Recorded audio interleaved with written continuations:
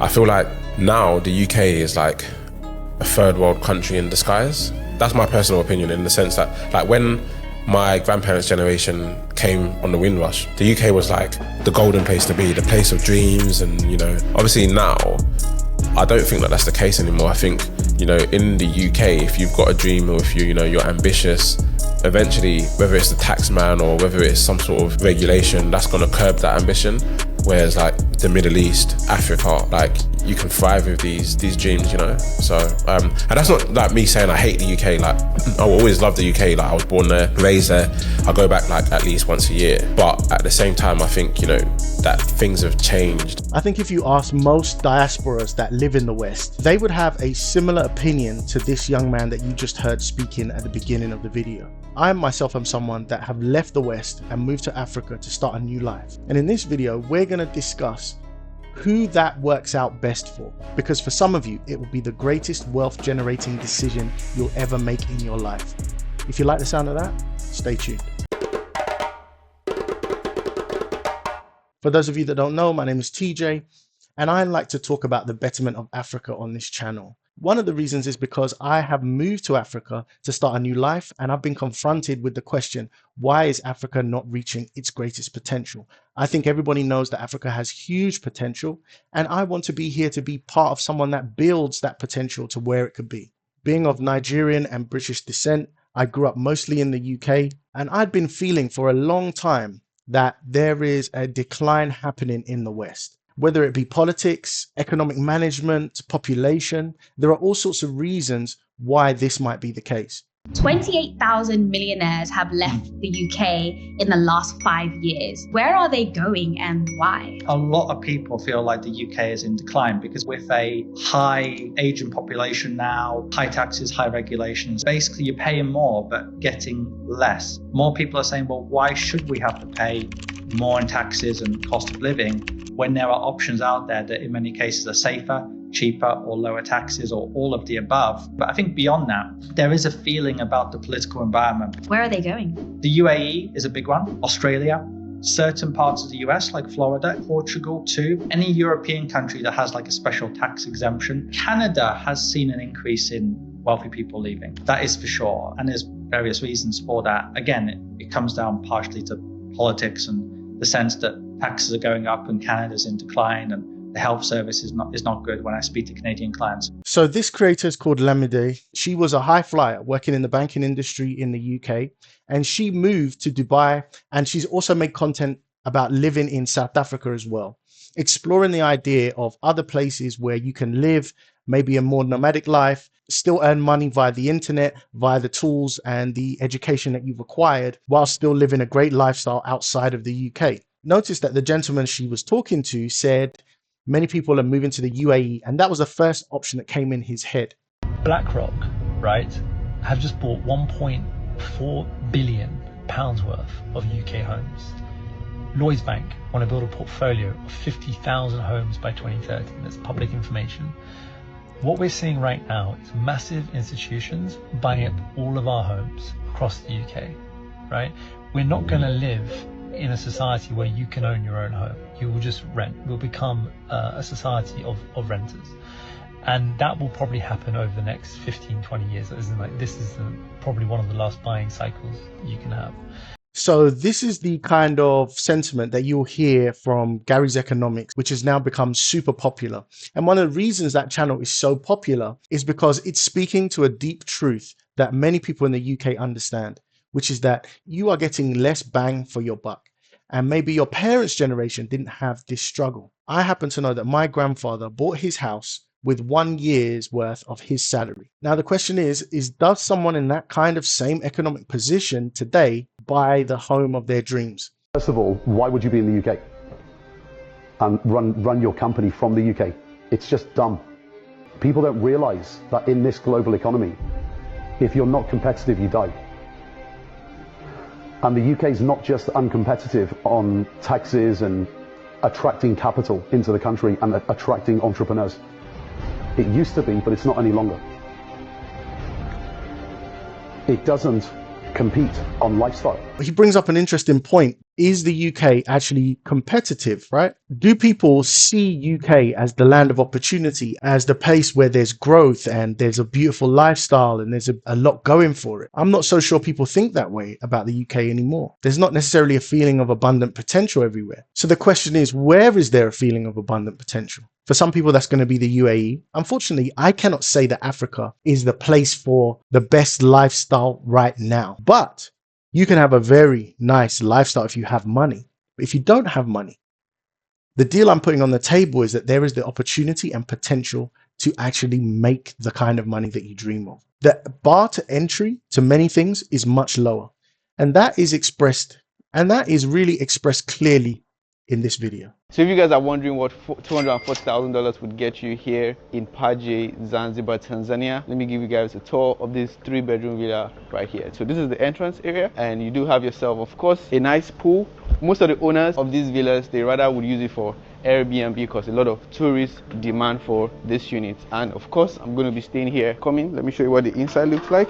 Indoor outdoor vibes. You have access to the pool. You have 1 bedroom here, which I'm going to show you, and 2 bedrooms up there. But here you have a dining and an open kitchen. This apartment is listed on Airbnb for $300 something per night. This is the first room. Just behind me is the bathroom. Looks very nice though, but my only concern is if it rains, how is it going to be like? You know, you have the bathtub and you have an opening here that brings in light here. I love it actually, with a standing shower just here. And now we're going to go up. It's a very small apartment. Just judging from my eyes, it looks like it is sitting on like 250 square meters. So the staircase do have some very nice skylights on here, bringing a lot of natural light inside this space.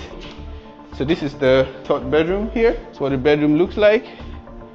And come right here to the balcony. Pretty much it, right? So there are so many other villas here. There are 2 bedrooms, 3 bedrooms. But let me ask you guys, if you got $240,000 and you have the potential of making upwards of $300 a day, if you put this on Airbnb, are you going to put down a deposit for this property? So my flat back in the UK does not come anywhere close to the kind of lifestyle that you would have living in a house like this. But my flat in the UK actually costs significantly more than this. In fact, it would be approaching double the cost of one of these villas. And then you heard him talk about the return on the investment. This speaks to something that I struggle to find in the UK, which is good high levels of ROI. Even if you can afford my apartment back in the UK, you could never come close to that in my apartment. So why might it be so important for the diaspora not to choose to go to the UAE? The continent of Africa is circa where the US was 150 years ago. It's where Central and Southeast Asia was about 25, some might even say 30, 40 years ago. I'm a numbers guy, so you'll excuse me. All you've got to do is just look at the numbers and understand the metadata. We're now 1.3 billion people, 54 countries. It was now 55 with the splitting of the Sudan. Of those, there are 4,000 different languages and indigenous dialects. There are over 1,000 different tribes. Those are the high level numbers. If you dig even deeper, look at just the median age. The median age of an average African is 19. The median age of an average Nigerian is 17. So I want you to think about it this way. Nigeria has 200 million plus people. Half of those people are so young that they're not yet economically active. Here's what that means. So if I want to understand what the investment case is for investing in Nigeria, I look at the fact that you've got 200 million people, half of them are unemployed because they can't yet work. And when they can start to work, they're all going to need the things we all buy. They're going to need cars, they're going to need homes, they're going to need bank accounts, they're going to need medical insurance. All of these are things that they're going to need. They're going to have children, get married. All of these are the investment cases for the continent. And herein lies the thing that Africa offers that very few other places offer. It is on a growth trajectory. You could go to the UAE, but to some extent, everything is already there. A lot of problems are already fixed. Things are already in place. And so you're entering into things where the barrier for entry is still quite high. Yes, you get more bang for your buck than in the UK. But in the case of Africa, you can ride the wave that this guy is talking about, where you've got the uplift of the next 15, 20 years, particularly around the demographics, particularly around the technologies that we're now seeing come into play, AI, high-speed, cheap satellite internet, digital economies. All these things are absolutely exploding, as well as things like land and property and businesses that have to service this exploding population. So if you don't have much, you can come to Africa, start humbly, knowing that there's going to be an uplift of economic activity that is going to drive your lifestyle up, drive your wealth up, and that of your next generation. Tell me that's not inspiring. Africa is going to be a very wealthy continent. Give it a few more years. It's going to be the breadbasket of the world as well. I mean, the amount of stories coming out, like I've never seen any of these stories in the American media, and I'm just like overwhelmed, like, whoa, look at this. There's a new pipeline going in. They're building new refineries. This is another thing. These investment projects coming in from China and Russia, they are financing a dozen at least new refineries. Now, 2 of them are very near completion right now, which means the old way was multinational companies, I'm not going to say individual nation, there's many operating there, would basically steal the oil on pennies on the dollar from Nigeria, for an example, pull it offshore, refine it, and then sell it back to them at a premium price above what regular gasoline or diesel fuel prices or kerosene prices, jet fuel prices were across the world. So that cash cow money machine of near theft of the oil and then reinflating prices pushing back in on refined finished products, those days are over. They're building their own refineries, and you've got to start to look at how much money is going to be lost from Western powers, because that financial system of wealth of just fossil fuel and oil and natural gas and refined products itself into the trillions of dollars a year is going to stay in Africa. Notice the image there of Aliko Dangote, who this week reported that from his new refinery, he sold 650,000 barrels of jet fuel. And that is money that will circulate and percolate throughout the Nigerian economy. Every leader on the continent is starting to look at this stuff. They are saying, right, we need our own refineries. We need to do our own value addition. That is the cry of Ibrahim Traore, who has got the support of the everyday man on the ground right now. And even he is saying, we need the diaspora to come back. We need the diaspora to come and contribute. Bring the skills that you've now acquired in these developed countries, bring them back and use them on the continent so that our continent can grow and be better. But I say all of that with a warning. My experience in Africa, I think, is similar to many other people's experience, which is that there are many challenges. There are many people still living in survival mode. And the truth is that people living in survival mode don't always have the highest of integrity, don't always act in the right way. And so there is things like price gouging. There is things like some level of ignorance around who you are as a foreigner coming back now. Because I'm of mixed heritage, I've been called a colonizer on 1 or 2 occasions.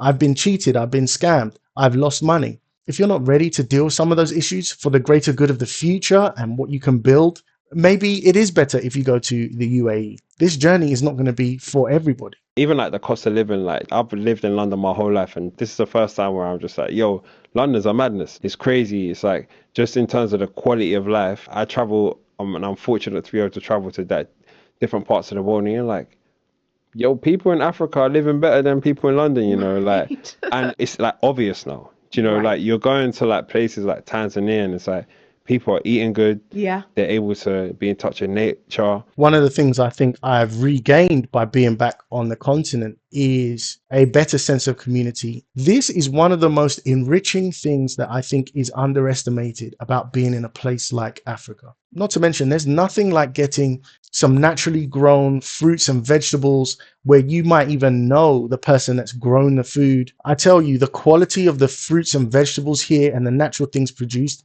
the taste is absolutely different. And I'm sure the nutritional value is way higher. There's a saying that I heard the other day that I think rings true.